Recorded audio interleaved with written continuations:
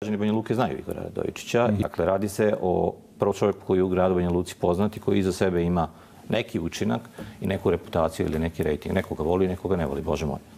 To je jedna stvar. Druga stvar je, ja sam timski igrač. Lista kandidata koju smo ponudili za odbornike već je jedan od pokazatelja kako razmišljamo o narednom periodu, kao što je i naš dogovor sa koalicijnim partnerima, da idemo šire.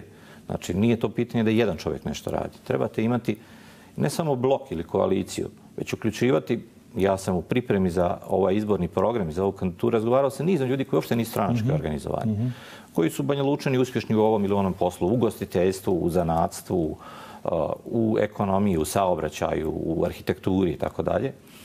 Jako mnogo vremena sam trošio i ranije, a i sada, razgovarajući s ljudima o pojedinim temama u gradu. Svaki moj odlazak u mjesni odbor ili na neki stranački sastanak da neku novu ideju koja se tiče komunalnih ili gradskih pitanja. I to sve treba sabirati jer niste došli tu kao profesor koji sve zna unaprijed i daje predavanje. Već neko kupi ideje, kupi prijedloge od ljudi. Imaćemo, ja mislim, jako kvalitetan izborni program. Možemo redom govoriti o gradskoj upravi, o javnom sektoru, o komunalnim infrastrukturnim pitanjima, o zdravstvu, o predškolskom vaspitanju i reći. Govorim o inovacijama, o osvježenjima, o unapređenju sektora. Gradska uprava postoji, ona takva kakva je. U njoj se mogu napraviti unapređenja, u njoj se može napraviti reorganizacija odjeljenja i odsijeka. Jedan od projekata je projekat uređenja ili, da kažemo, Banja Luka koja živi na obalama Vrbasa. To je strašan potencijal za uživanje, za razonodu, za sportske aktivnosti.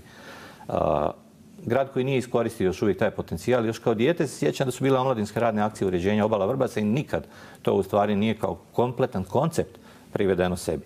Jedan dio obala je, nažalost, već onemogućen da bude u nizu šetališta, jer je gradnja izašla skroz do obala Vrbasa.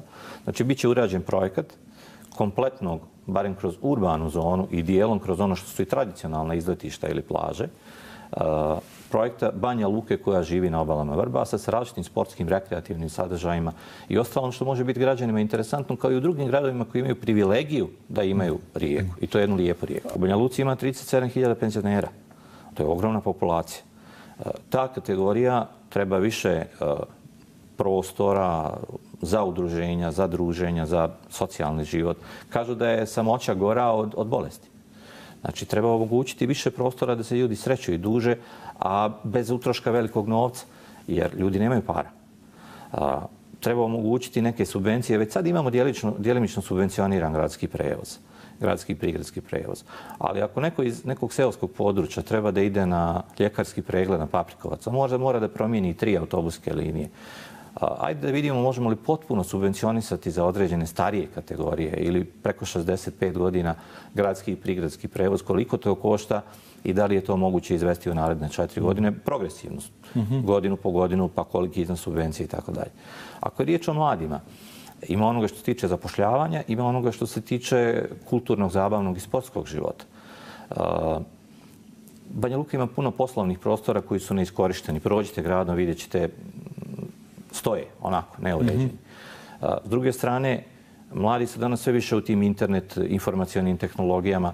Pa ljudi koji se bave programiranjem su jako traženi. Zašto se još 100, 200 ili 1000 ljudi u Banja Luci ne bi moglo baviti savremenim informacionim tehnologijama, da im grad ponudi prostore po simboličnim naknadama, da se tu ljudi zapošljavaju. Nije ništa novo, postoji takozvani coworking prostori koji su otvorenog tipa, u kojima se okupljaju mladi ljudi koji se, i ne samo mladi, koji se bave različitim slobodnim profesijama, arhitekturom, dizajnom, umjetnošću. Opet grad može da ponudi to, naprosto treba biti proaktivan, treba nuditi ideje i prostor. Neke stvari grad naprosto ono što ima treba da ponudi, a to su prostori, to je zemljište, to su neke olakšice. To su samo neke od ideja iz ovog programa. Pomenuli smo i Vrbas, i projekte za penzionere, i za mlade. Na kraju krajeva ovdje je jedan državni i nekoliko privatnih univerziteta. Ovo ne može biti velika spavaonica. Eliminisati kandidata, bez obzira na njegove kvalitete, zato što se nacionalno izjašnjava ovako ili onako, je potpuno besmislica. Znate, ja sam kod Crnogorac bio dobar i kao oficir Vojske Republike Srpske, i kao učesnik rata, i kao profesor i ostalo.